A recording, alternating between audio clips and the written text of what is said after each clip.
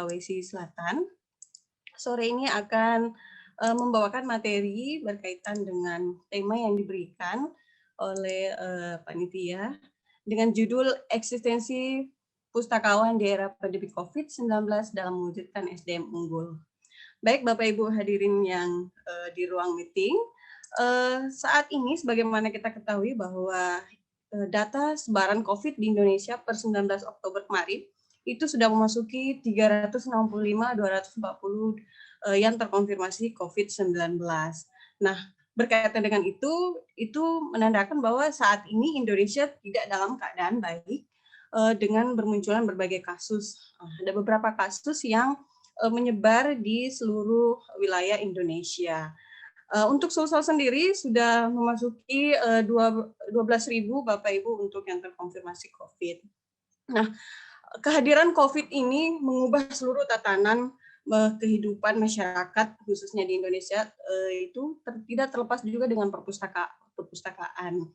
Nah, bagaimana dengan perpustakaan bisa eksis kembali, yaitu dengan bagaimana seorang pustakawan mampu berpikir kreatif dan inovatif dalam menghadapi era pandemi COVID.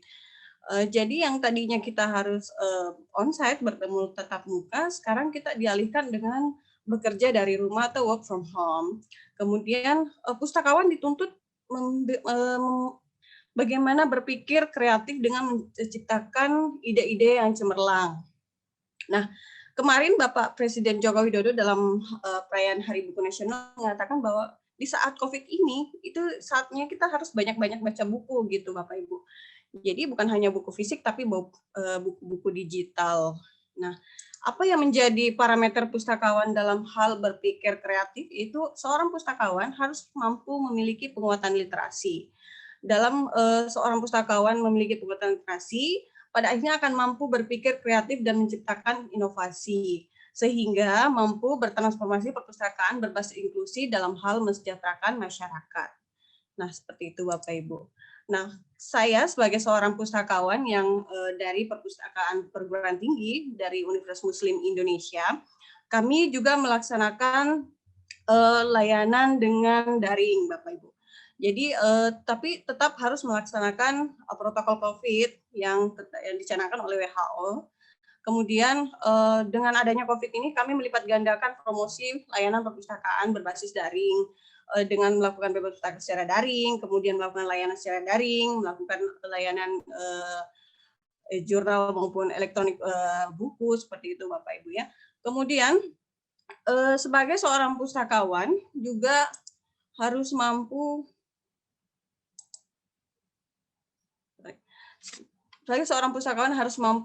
berpikir bagaimana menciptakan kreativitas dan inovasi dalam hal memberikan layanan kepada publik. Nah, di saat sekarang ini kepentingan masyarakat pada umumnya itu untuk melakukan secara tatap muka itu rasanya agak-agak seperti kurang dimungkinkan seperti itu. Jadi ada hadirnya webinar ini memberikan kita ruang untuk bagaimana kita bisa memberikan informasi kepada masyarakat melalui virtual. Nah, saya pernah menjadi pemateri dalam webinar dalam hal ini menyusun karya ilmiah untuk masyarakat akademisi kampus. Seperti itu Bapak Ibu. Jadi dihadiri oleh seluruh mahasiswa yang ingin melakukan tugas akhir.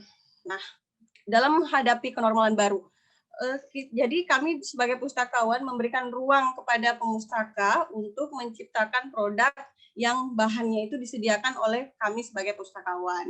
Jadi di perpustakaan itu kami menyediakan bahan itu sebagai pustakawan kami yang melakukan analisis untuk apa yang menjadi kebutuhan pemustaka. Kemudian kami berkolaborasi dengan pemustaka, dalam hal ini adalah mahasiswa ilmu komputer, merancang sensor kebisingan. Dalam hal ini dengan menggunakan sistem Arduino untuk menuju kenormalan baru sesuai dengan arahan pemerintah yaitu physical distancing. Sensor kebisingan ini akan cara kerja sensor kebisingan ini adalah bagaimana mensensor bagaimana ada suara bising dalam perpustakaan. Nah, kalau di perpustakaan perguruan tinggi, sebagaimana Bapak Ibu tahu bahwa mahasiswa itu suka ngumpul-ngumpul nih Bapak Ibu. Jadi untuk mengatasi hal itu kami menerapkan sensor kebisingan. Nah, ini sudah kita lakukan penelitian. Kita sudah melakukan testing, jadi cara kerjanya nanti ketika ada bising, tidak lebih dari 56 desibel suara itu akan berbunyi Bapak Ibu. Jadi seperti yang Bapak Ibu lihat di tampilan saya itu ada namanya Arduino Uno itu ada tampilan di layarnya menjadi perhatian jangan ribut. Ini juga bisa menghasilkan suara, bisa silent please dan segala macam. Seperti itu. Jadi ini adalah inovasi Smart Library yang kami ciptakan untuk menghadapi kenormalan baru Bapak Ibu. Nah, selain daripada itu, seorang pustakawan tidak hanya harus berada dalam ruangan, tapi harus juga mampu membuat komunitas literasi dalam hal ini untuk mencerdaskan anak bangsa. Yang Pak Ibu lihat tampilan itu apa? Anak-anak yang begitu antusias dalam hal baca buku. Kemudian Bapak Ibu lihat itu ada di sungai. Ya, sungai itu kami memberikan ruang, terserah mereka mau baca di mana, yang penting mereka nyaman, yang penting mereka mau membaca, mau belajar. Nah, untuk minat baca mereka saya rasa itu sangat tinggi, hanya yang kurang adalah media baca mereka. Nah, ini yang dibawa, ini adalah komunitas literasi yang kami bentuk untuk membuat lapak, namanya lapak Perpus Jalanan Sudi, yang kami memberikan ruang kepada masyarakat umum untuk yang ingin membaca secara gratis atau yang ingin melakukan konsultasi, dalam hal ini adalah perpustakaan, yang ingin melakukan kegiatan yang memerlukan pembicara dari orang-orang akademisi, kami bisa membantu sebagai seorang pustakawan. Nah, kemudian ada slide lagi, itu ada anak-anak. Nah, itu anak-anak itu adalah masyarakat yang tidak mendapatkan kesempatan belajar, kami memberikan ruang untuk belajar itu. Ya, kemudian berikutnya adalah untuk gagasan dari Dinas Provinsi Sulawesi Selatan sendiri dalam hal ini bertransformasi perpustakaan berbasis inklusi sosial, itu menciptakan ada perpustakaan lorong Bapak Ibu. Jadi di setiap lorong itu ada perpustakaan. Kemudian sampai hari ini ada sekitar 40 lorong untuk perpustakaan di Sulawesi Selatan sendiri yang dimasukkan dalam hal berbasis inklusi sosial. Kemudian ada perpustakaan desa. Jadi bantuan hibah yang diberikan itu adalah berbentuk komputer, buku, dan rak buku. Jadi ini adalah bagaimana Dinas Perpustakaan itu sendiri memberikan ruang kepada masyarakat untuk meningkatkan kecerdasan dan kesejahteraan mereka untuk lebih produktif. Kemudian ada perpustakaan komunitas. Jadi perlu Bapak Ibu ketahui bahwa di Sulawesi Selatan itu ada banyak sekali komunitas literasi yang ada di sini dan itu sangat peduli dengan literasi yang ada di Indonesia, khususnya untuk di Sulawesi Selatan sendiri. Nah, itu tidak terlepas dari gerakan gagasan Dinas Perpustakaan Provinsi Sulawesi Selatan dengan memberikan beberapa bantuan hibah seperti komputer dan buku serta rak sesuai dengan kebutuhan pemustakaannya.